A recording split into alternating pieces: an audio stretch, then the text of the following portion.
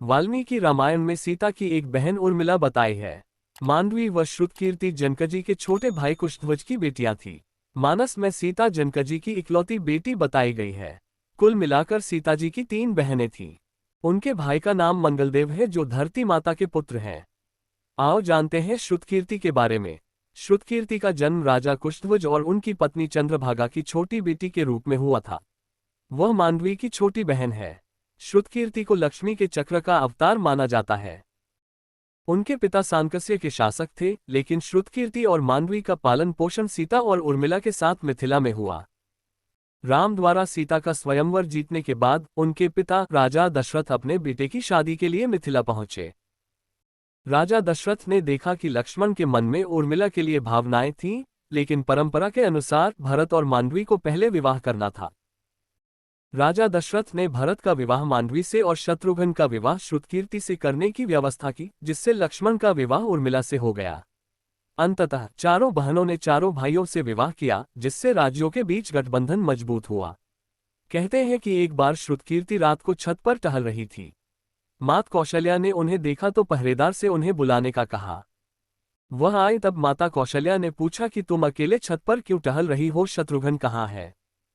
ये सुनकर श्रुतकीर्ति ने कहा कि माता, उन्हें तो मैंने 13 वर्षों से नहीं देखा है। ये सुनकर माता कौशल्या बहुत दुखी हुई और माता कौशल्या आधी रात को ही सैनिकों के साथ खुद शत्रुघ्न की खोज में निकल पड़ी। सभी जगह पूछा तो पता चला कि वे नंदीग्राम में हैं। नंदीग्राम में भरत जी कुटिया बनाकर वहीं से राजकाज का कार्य देखते थे। माता कौशल्या वहां पहुंची तो उन्होंने देखा कि जहां भरत कुटिया बनाकर तपस्वी भेष में रहते थे, उसी कुटिया के बाहर एक पत्थर की शिला पर अपनी बांह का तकिया बनाकर शत्रुघ्न सोए थे। माता ने जब उनको इस तरह सोए हुए देखा तो इनका हृदय कांप उठा। शत्रुघ्न ने जैसे ही मां की आवाज सुनी तो वो उठ खड़े हुए और माता को प्रणाम कर बोले, माता, आपने यहां आने का कष्ट क्यों किया? मुझे ही बुला लिया होता। माता ने बड़े प्यार से जवाब दिया, क्यों, एक मां अपने बेटे से मिलने नहीं आ सकती? मैं भी आज अपने बेटे से ही मिलने आई हूं। लेकिन तुम इस हालत में यहाँ क्यों सोए हो? शत्रुघ्न का गला रुंध गया।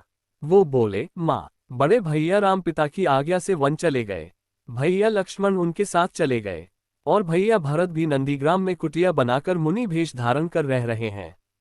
क्या ये राजमहल, राजसी ठाट बाट सब विधाता ने मेरे ही लिए बनाए हैं?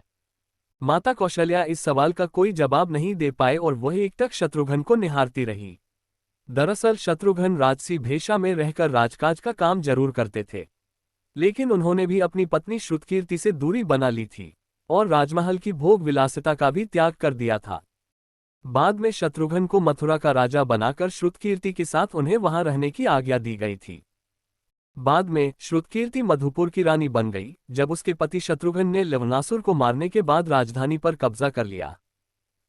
शत्रुघ्न हर रात उसके पास आते थे, राज्य के बारे में, अपने हर अनुभवहीन निर्णय के बारे में चिंतित रहते थे और उस पर भरोसा करते थे। वह अपने पति की सलाहकार के रूप में काम करती थी और उनकी सेवा में पूरी तरह समर्पित थी। शत्रुघ्न और श्रुतकीर्ति के 2 पुत्र थे, जिनका नाम सुबाहु और शत्रुघाती था। जबकि सुबाहु मथुरा के राजा बने, शत्रुघाती ने विदिशा पर शासन किया। तुलसीदास के रामचरितमानस में एक कथा के अनुसार श्रुतकीर्ति अपनी बहन मांडवी के साथ अपने पति के साथ सती हो गई और अपने पति की समाधि के बाद मर गई। जबकि उर्मिला अपने बेटे अंगद और चंद्रकेतु और सीता के बेटों लव और कुश की देखभाल के लिए अयोध्या में ही रहीं। दोस्तों, कैसी लगी आपको ये कहानी कमेंट सेक्शन में जरूर बताएगा और ऐसे ही वीडियो के लिए मेरी चैनल को सब्सक्राइब कीजिएगा। धन्यवाद दोस्तों, मिलते हैं एक और वीडियो के साथ, तब तक के लिए जय श्री कृष्ण।